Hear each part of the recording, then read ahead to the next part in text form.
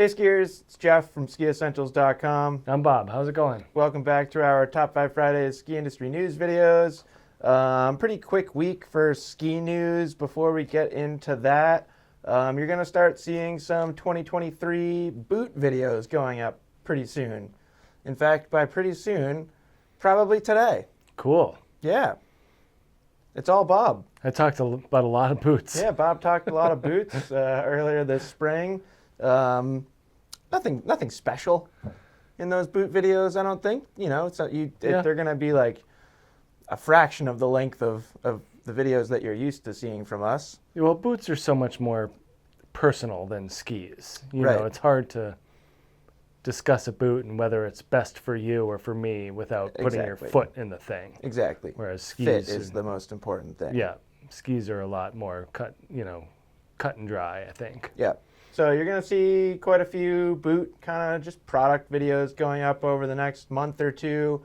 We're going to kind of slowly release them brand by brand, maybe 3 a day or something like that.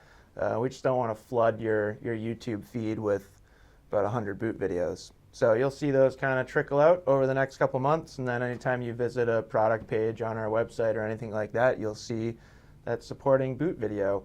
And you'll see similar videos for other products as we get closer to the fall and ski season.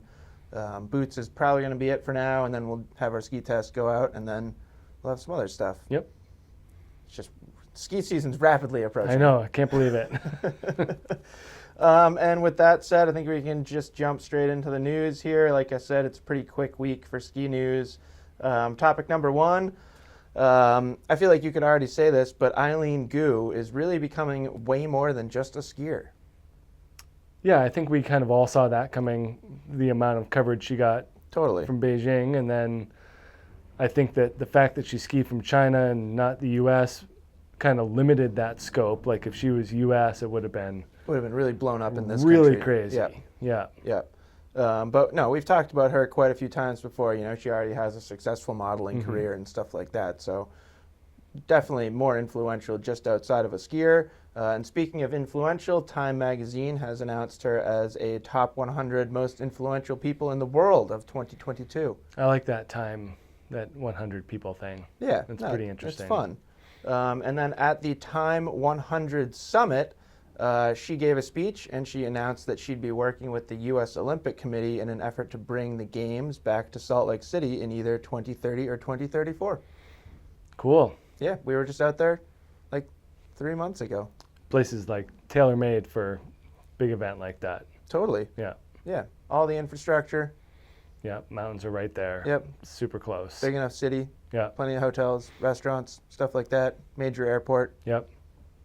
Let's do it. We'd be there every 4 years. I'll go.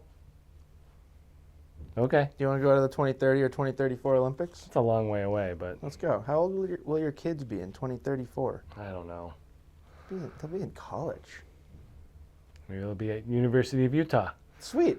Perfect. All right. So, yeah, we'll kind of lean on them for a place to stay.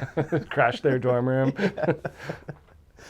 And then second topic of the week, both Colorado ski areas and Vail resorts have announced record seasons.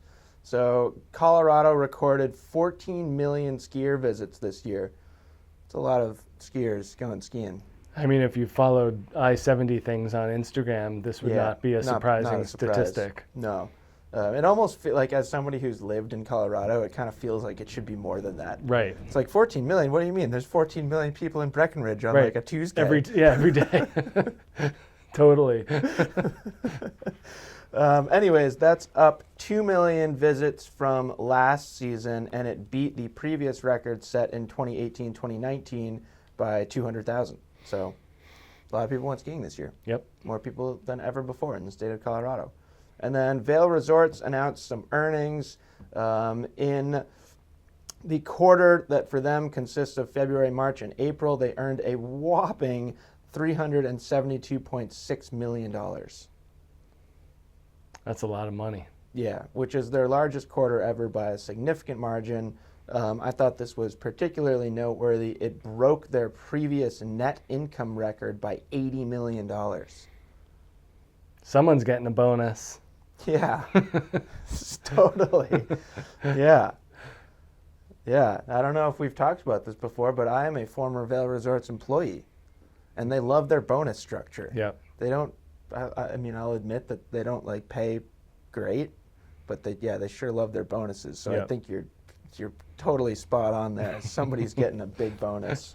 But I don't know if that either of those statistics are necessarily surprising. I think it was pretty obvious this year that Vail Resorts was going to have their best season ever just by the amount of people that they sold Epic passes to. Right. So we're just kind of seeing that come out in numbers now to kind of verify all the suspicions that we had. So that's it for the second topic of the week. Kind of sticking in Colorado here, at least from a publication perspective, we have the third part in Vail Daily's Inside the Skiing Pipeline. We mentioned this before. It was a multi-part article or release. We'll be kind of covering different sections of it throughout the summer. And this one really focused on college, particularly the ongoing dynamic between the NCAA and the U.S. ski and snowboard team. U.S. team's traditional perspective has been that if you want to be a World Cup athlete, you need to focus on training, go right into their kind of development pipeline, and avoid the distractions of college life, which I suppose there's some legitimacy there. College is distracting. Yeah, I mean, everyone has choices to make. Like do you want that to be your focus, or do you want to be a college athlete? There's truth in that sentence, but there's also been a lot of successful athletes that have gone through college. Right. Just outside of skiing and like. Yeah, and not to mention just the potential for getting a college scholarship for skiing. Like, you can go that route. Right. You know, you don't have to go to college to become a professional skier, but it's certainly an avenue for you to get a degree. Yeah. If you're a successful high school racer. Right. But it's also interesting how they have so many, non-U.S. skiers.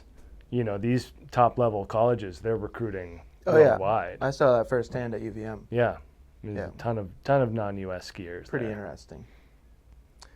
Anyways, in this particular article, author Ryan Setterquist found a number of arguments to the contrary, which we've had similar conversations before. Kind of two of them stood out to us. One is that you could really look at it the other way and leverage the NCAA as a competitive advantage for U.S. skiing, because there's really no European equivalent to an NCAA. To the NCAA organization, yeah. Well, maybe that's why they're so much better at ski racing. Boy, Bob, you're really hitting us with the big perspective there. The other that kind of resonated with us is that the NCAA provides an opportunity for late bloomers, which we've talked about quite a bit before. Yeah. And they gave a few examples here, one of which, and this is a woman that we've talked about a lot over the past couple of years on Top 5 Fridays, Paula Moltzen. She was cut from the development pipeline in the U.S. ski team.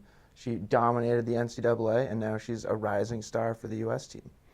I remember reading that, like, especially with the speed events, that it takes people longer to develop, like, long-lasting and more efficient core strength, which is super helpful for speed events. Right.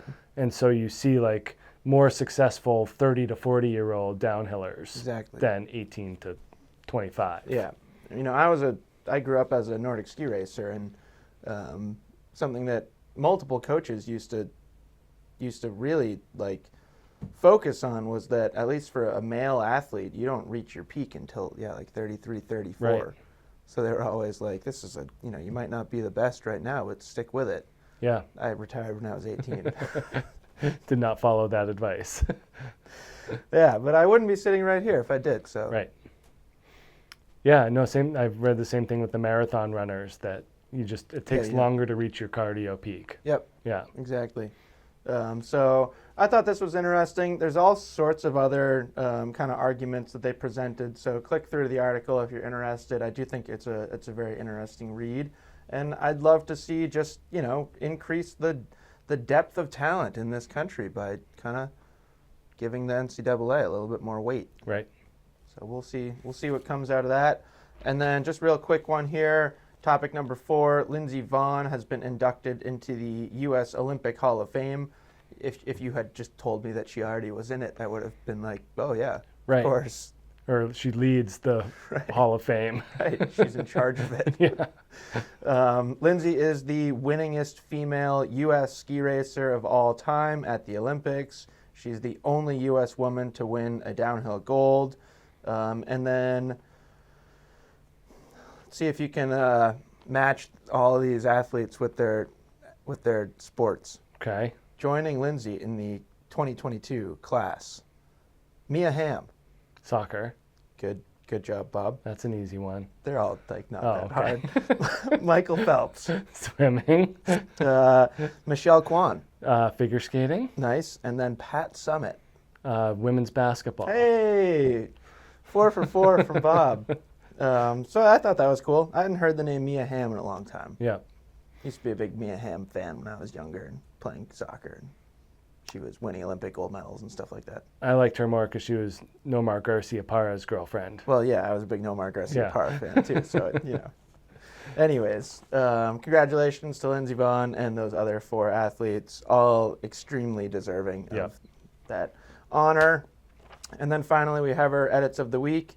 First, we have skiing Tiwanaut with Owen Leeper. Incredible mountaineer, some incredible backcountry terrain there. Looked like a lot of work. Yeah. As these people seem to enjoy. They really like this hard work These type of backcountry skiing. mountaineers, yeah, they love working super hard. You know, I will say that it makes it even more rewarding when you're making those turns back down. I don't have really any experience that, well, I guess some that would kind of compare to that, but yeah, I can certainly speak to the fact that when you work really hard for something, it's a little bit more rewarding. Yeah, I mean, I'm happy for them and Yeah. that's their chosen path. I know that feeling more from whitewater kayaking than Yeah. skiing. I've spent a lot of cold, wet days just to paddle Right. like, a certain stretch of a river for like 22 minutes, and then you're done. And Yeah. it was a whole day that went into it. And then we have some footage from closing day at Killington from Evan Schwieger, I believe. I can't read my own writing. Pretty cool. It was awesome that they ran the lifts. Really pushing the boundaries of what is open skiable. Like, well, it kind of reminded me of the end of the season at Stowe last year. yeah, I always like to flip the script on the spring and say, okay, if that was the conditions in the fall in November, Right. like they wouldn't even come close to opening. Right. But just the fact that it's in the spring that they're like, Yeah, fall equivalent would just be like, blow like 4 patches of man-made snow that aren't connected. Yeah. And just be like, yeah, no, you can ski. I mean, you got to walk to the next patch. People would riot. right. Be like, there's no way this is skiable. But if it's in the In spring, the spring, it's then everything's skiable. it's fine. Yeah, that's a great point, It's very Bob. strange. That's it for Top 5 Fridays this week. Bob, anything exciting going on this weekend? Sports, kids sports, It's that time of year. this weekend and next weekend, and Last then weekend for lacrosse, right? soccer. Next weekend is last weekend for lacrosse. I can't keep track. Me neither. Well, that makes me feel better. Yeah, no, it's fine. Anyways, hope you guys all have a fantastic weekend. Look out for those boot videos. Maybe you'll see some models that are interesting to you. Maybe you just really enjoy listening to Bob talk about ski boots. Maybe. Whatever your situation is, keep an eye out for those videos, and we'll talk to you next week. Bye.